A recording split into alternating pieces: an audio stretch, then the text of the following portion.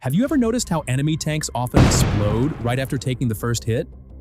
In such situations, unlike with Western tanks, the chances of survival are extremely low. Here's an example. That's because they're junk. Russian tanks are just old. They're outdated, and the Russians copy their tank systems from the Western technologies. Example: 2 Ukrainian Leopard tanks are advancing down a road when one of them gets targeted and hit.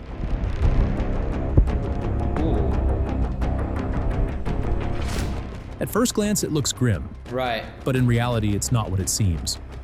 The flames you see are caused by the controlled ignition of the tank's ammunition. Right after that, the entire crew is safely evacuated from the battlefield. The building where the enemy is hiding has already been identified. A Ukrainian Abrams tank receives the coordinates, aims its cannon, and hits the target with a single shot.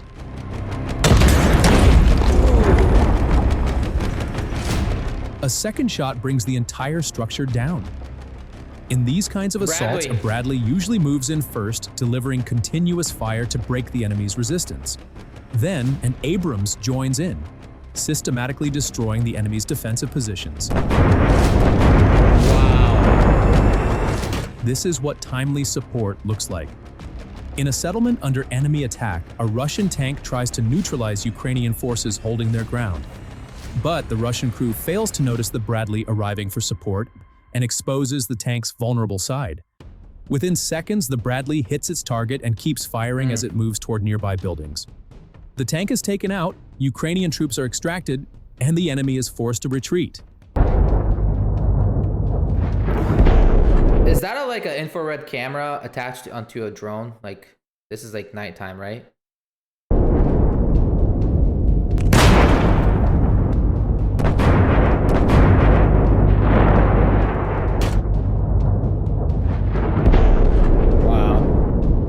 There's also a brief but decisive clash between an older Bradley and a modern Russian BT.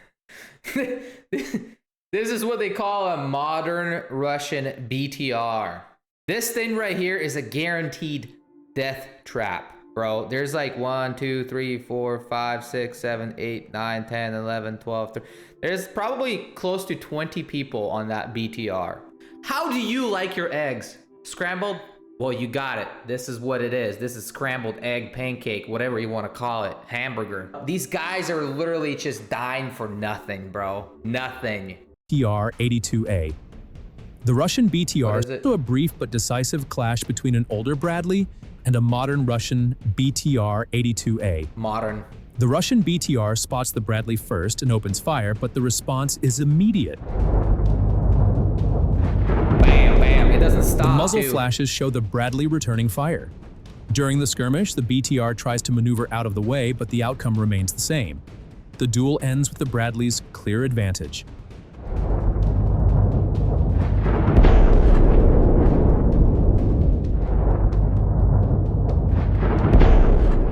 Next up is Russia's most advanced tank model, the T-90M. Let's see how well it holds up against the realities of modern warfare. When these tanks take damage, it's not uncommon for the ammunition inside to catch fire almost immediately. Crazy.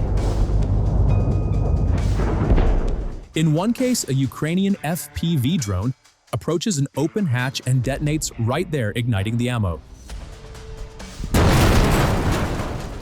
Flames burst out from the turret and the driver's compartment, leaving yet another T-90M abandoned on the battlefield.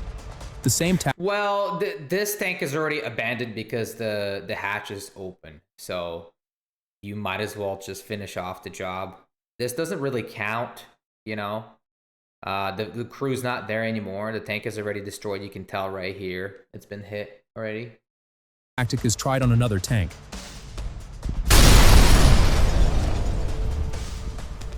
In the footage, you can clearly see flames shooting out from the hatches on the turret, the driver's hatch, and even the barrel. In situations like this, the crew has almost no chance of survival. In another scene, a Russian tank moves in for an attack, but the Ukrainian crew spots it just in time. An FPV drone locks onto the engine section and strikes it. Moments later, a second hit lands on the turret. The damaged tank grinds to a halt, unable to advance any further. I like how the turret is just like looking around. I was like, what the fuck hit me, man? Meanwhile, a third drone is already in position. Since the hatches are shut tight, We've seen the this operator one. targets the vulnerable spot between the turret and the hull, where the armor is thinner and ammo is stored nearby. The blast pressure forces the hatches open and flames erupt from inside, engulfing the tank within seconds. As the armor heats up, the fire grows even more intense. Instant. Now, a strike drone loaded with a hand grenade heads toward its next target. It approaches a modern Russian tank, which at first glance seems well protected. But the drone swoops down and drops the grenade at just the right moment, causing a powerful explosion. Have you guys noticed that? I was thinking, it's like, okay, the tank is empty, right? It's abandoned. How come the Ukrainians just like, oh, we can use this tank for ourselves, like we can repair it in the shop, but it's almost like it's not even worth it to do all the repairs on the tanks because tanks are not as important as they used to be. So they might as well just get rid of it. Flames shooting out through the openings confirm that the tank's ammo has detonated inside. In another scene, the target is even more heavily fortified. Russian forces have reinforced the tank's turret with wire mesh, added extra armor plates, and installed electronic warfare systems. Despite this, an experienced drone operator manages to drop a grenade right through a small gap left in the hatch. A fire breaks out inside, but the tank's fire suppression system fails to activate. The only reason there isn't a massive explosion this time is that the tank had already used up its ammo. Here's another example. This tank's underside armor plate has been reinforced with chains. The turret is fitted with dynamic And a gold star for the extra layer of protection from the Western scum. armor blocks and extra shields. A mounted machine gun and an electronic warfare system stand ready. Yet the attack drone hovers above, then drops lower for a perfect angle. The grenade is released with pinpoint accuracy. See, they could have salvaged that tank if they really wanted to, but I'm sure there's a reason why they didn't. At first, only a faint plume of smoke rises. Then, suddenly, the entire tank bursts into flames. The heated armor plates begin to explode. Thermal decoys ignite and sparks fly in every direction.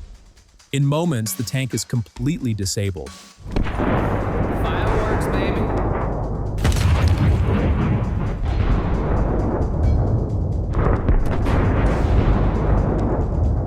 Finally, in the last scene, a tank is seen maneuvering and firing its gun.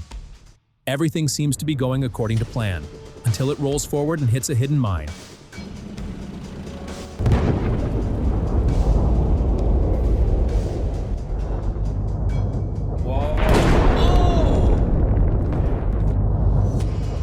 A blast that would have merely thrown an Abrams or a Leopard off track turns this Russian tank into a fireball.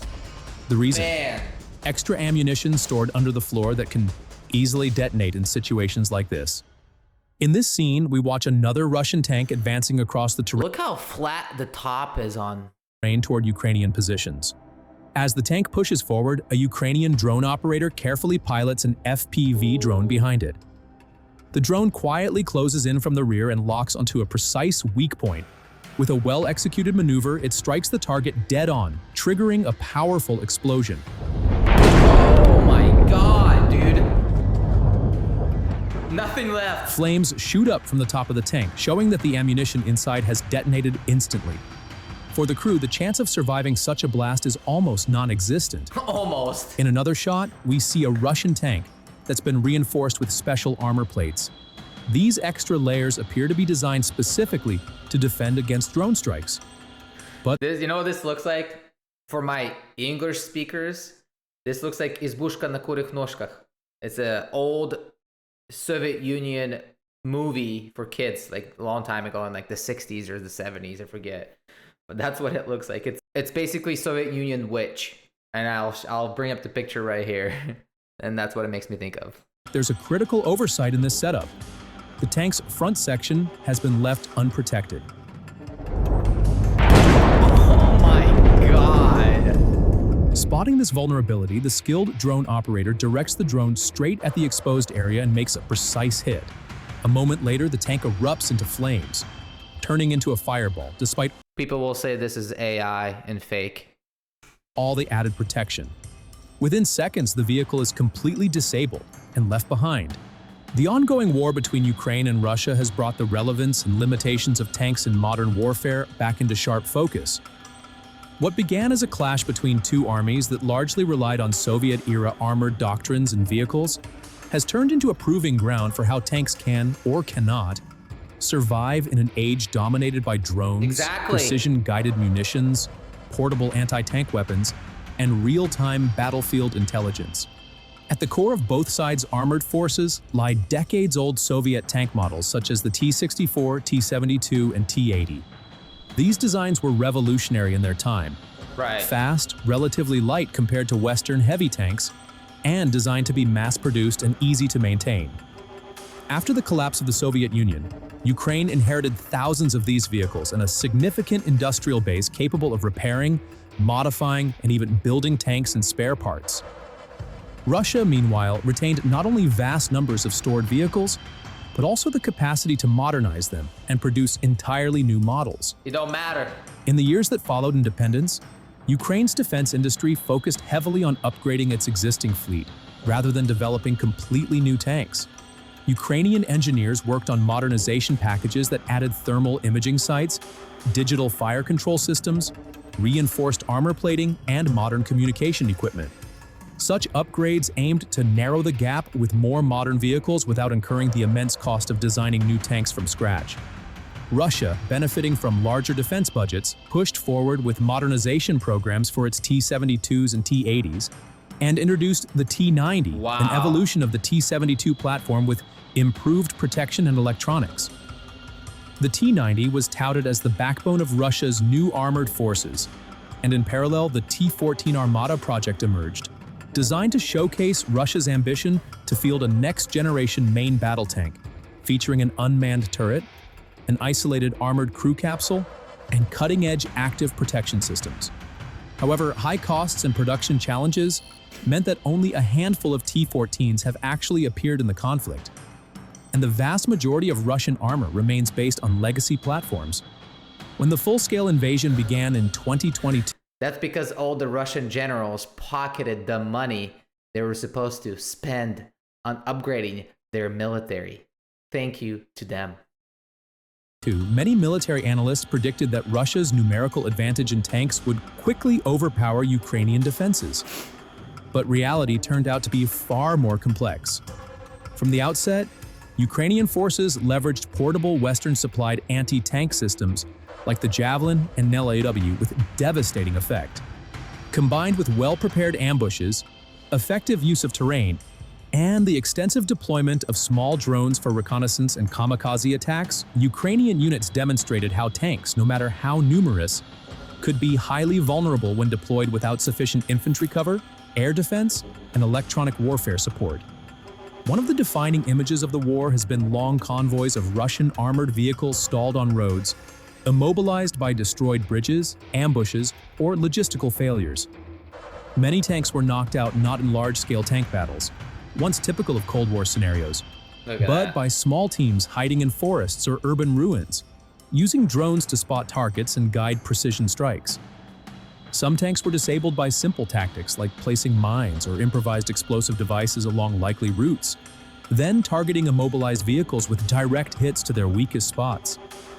A critical vulnerability has been the upper armor of tanks. Modern anti-tank weapons and drones frequently strike from above, where the armor is thinnest. In response, Russian crews began improvising cope cages, metal grids welded on top of turrets to deflect drone-dropped munitions. While sometimes effective against simple attacks, these makeshift solutions often fail to stop more sophisticated strikes, and occasionally added extra weight or obstructed turrets, creating new operational headaches. Ukraine, meanwhile, gradually integrated modern Western tanks like the German Leopard 2 and the British Challenger 2 into its forces. These vehicles offered superior armor, advanced targeting systems, and crew protection compared to legacy Soviet models. On open terrain, Leopard 2s have performed well, delivering accurate firepower and withstanding hits that would destroy older tanks. But they also revealed logistical challenges. Spare parts had to be sourced. Yeah, the spare parts on Leopards and Abrams are super complicated to fix, and they take longer. From multiple countries. Maintenance crews had to be trained on unfamiliar systems, and supply lines had to reach deep into active combat zones under constant threat from Russian drones and missile strikes. Right. Maintenance and repair have been decisive factors. Ukraine has made creative use of mobile repair teams and small frontline workshops, sometimes restoring heavily damaged tanks to working condition in days. This rapid turnaround has helped maintain fighting strength despite losses. Russia, in turn, relies on its large-scale repair depots and the ability to reactivate older tanks like the T-62 and even T-55 from long-term storage. While far less capable than modern tanks, these older models can still be used in roles like static defense or supporting infantry in less contested sectors. Training and crew quality are equally important. Experienced crews can make a tremendous difference reacting faster under fire, knowing how to maneuver and position tanks to minimize exposure, and coordinating closely with infantry and drones. Ukraine's tank crews, often fighting to defend their hometowns and cities, have shown remarkable resilience and ingenuity, adapting quickly to new threats and improvising countermeasures. Russian crews, drawn from a larger manpower pool but facing challenges such as high turnover and poor morale in some units, have sometimes struggled to coordinate large armored thrusts effectively, especially when communication systems and command structures came under electronic attack. The war has also underscored how integrated combined arms operations are vital for tanks to succeed. Tanks unsupported by infantry become easy prey for ambushes. Tanks without drone coverage are blind in a battlefield where the enemy constantly watches from above. Tanks operating beyond the range of air defenses become targets for loitering munitions and attack drones. Both sides have learned painful lessons. Some of the largest tank losses occurred when traditional armored doctrines were applied to a battlefield that had changed dramatically. Yet despite the vulnerabilities, tanks have not become obsolete. In open terrain, they provide mobile firepower that no other system can easily replace. Their psychological impact remains powerful, both for supporting troops and for intimidating adversaries. Tanks can punch through fortified lines, hold ground against counterattacks, and create shock effects that lighter vehicles cannot replicate.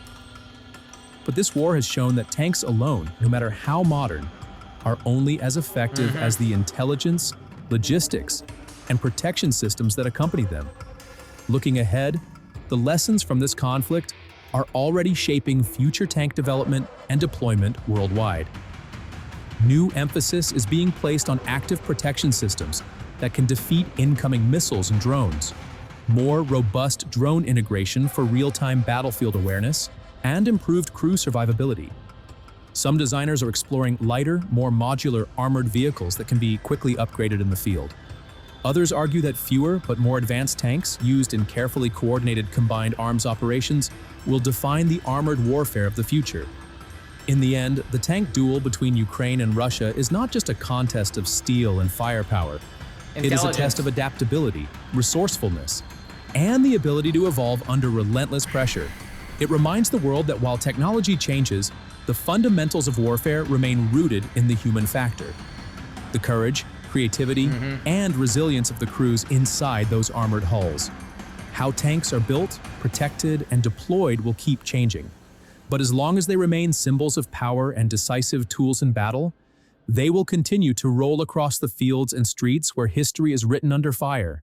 So basically what this video is talking about is tanks are not as dominant as they used to be. They're still important and they still used in military everywhere around the world, but they definitely not as big as they used to be after the drone came, right?